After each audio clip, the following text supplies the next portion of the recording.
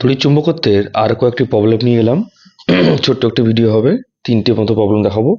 এর পরবর্তীতে আরো কয়েকটা ভিডিও প্রবলেম দেখাবো। বলছে 150 ভোল্ট বিভব প্রভেদ মাপতে সক্ষম একটি ভোল্টমিটারকে কিভাবে একটি অ্যামমিটারে পরিণত করবে যা 8 অ্যাম্পিয়ার পর্যন্ত প্রবাহমাত্রা মাপতে সক্ষম। ভোল্টমিটার রোধ দেওয়া আছে 300 ওহম। ঠিক আমরা তার মানে কি ভোল্ট মিটারকে অ্যামমিটারে রূপান্তর করব। তাহলে ভেবে নাও এই ভোল্ট মিটারটা হচ্ছে গ্যালভানোমিটার। তাহলে আমাকে গ্যালভানোমিটারটাকে অ্যামমিটারে রূপান্তর করবে, সেই ভেবে অঙ্কটাকে করতে হবে। ঠিক আছে, তা আমার ফর্মুলা, তাহলে আমাকে শান্ট ইউজ করতে হবে, এটাই বুঝতে পারছো। তাহলে শান্টের ফর্মুলা হচ্ছে S equals to IG into G I minus IG, এই হচ্ছে শান্টের ফর্মুলা। তো এখানে জিটা হচ্ছে ভোল্টমিটার, আমি বললাম যে ভোল্টমিটারটাকে গ্যালভানোমিটার ধরবো। জি হচ্ছে ভোল্টমিটারের রোধ 300 ওহম। ঠিক আছে, আমার যেটা মাপতে পারবে সেটা হচ্ছে 8 অ্যাম্পিয়ার। ঠিক আছে, এবার আমাদের কাছে আননোন হচ্ছে আইজিটা, মানে ভোল্টমিটারের মধ্যে কত কারেন্ট প্রবাহিত হচ্ছে সেটা আমার জানা নেই। সেটা তাহলে বার করবো কি করে? আইজি ইকুয়ালস টু ভোল্টমিটারের মধ্যে বিভব পার্থক্য কত মাপছে? 150 ভোল্ট। তাহলে 150 বাই রোধ কত এত, এটা কোন ফর্মুলা ইউজ করলাম বুঝতে পারে নিশ্চয়ই, V equals to I R, ওহমের সূত্র। তাহলে I equals to V by R, এটা ক্যালকুলেট করলে আসে 0.5 অ্যাম্পিয়ার। তাহলে এখানে আমার দাঁড়ালো আইজিটা হচ্ছে 0.5 অ্যাম্পিয়ার। তাহলে এই তিনটে ভ্যালুতে পুট করে দাও, দেখবে অ্যান্সার আসবে 20 ওহম। ঠিক আছে, ফার্স্ট। সেকেন্ড, এটা খুব ইম্পর্টেন্ট অঙ্ক, এটা স্টার দিয়ে রাখতে পারো, খুবই ইম্পর্টেন্ট। হ্যাঁ, বলছে একটি ইলেকট্রন ভি দেওয়া আছে, ভেক্টর ফর্মে দেওয়া আছে, এত মিটার বেগে একটি চুম্বক ক্ষেত্র B 2i cap plus 2j cap weber per metre square মধ্যে গতিশীল। ইলেকট্রনটির ওপর ক্রিয়াশীল বলের মান ও দিক নির্ণয় করো। ইলেকট্রন আধানের মান দেওয়া আছে, তাহলে কোন ফর্মুলা ইউজ করবো আমরা? বুঝতেই পারছো যে এখানে ইলেকট্রনটা বেগ আছে, চুম্বক ক্ষেত্র আছে, চুম্বক ক্ষেত্রের জন্য চুম্বক ক্ষেত্রের বল কত? F equals to Q V cross B. ঠিক আছে, তো এখানে সবগুলো যখন ভেক্টর ফর্মে দেওয়া আছে, তাহলে আমরা এটা ক্রস প্রোডাক্ট করতে পারবো সুন্দরভাবে।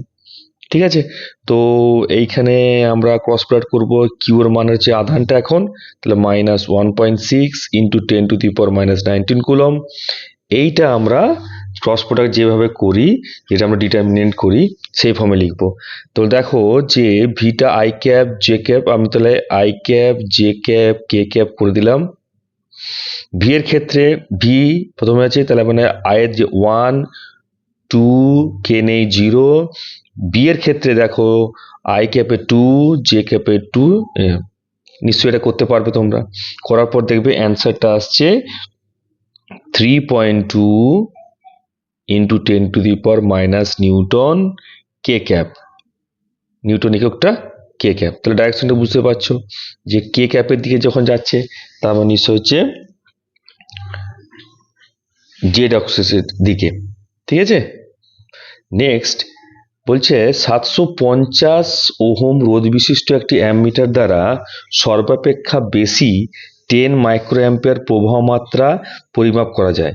ওই অ্যামমিটারকে 0 থেকে 50 ভোল্ট পর্যন্ত মাপার উপযুক্ত একটি ভোল্ট মিটারে পরিণত হবে। এবার কিন্তু উল্টোটা, এবার অ্যামমিটার থেকে ভোল্ট মিটারে রূপান্তর করতে হবে। ঠিক আছে, সেম কেস, আমরা ওই অ্যামমিটারটাকে গ্যালভানোমিটার ভেবে নাও, ওই অ্যামমিটারটাকে গ্যালভানোমিটার ভেবে নাও। আমাদের ফর্মুলা কি ছিল?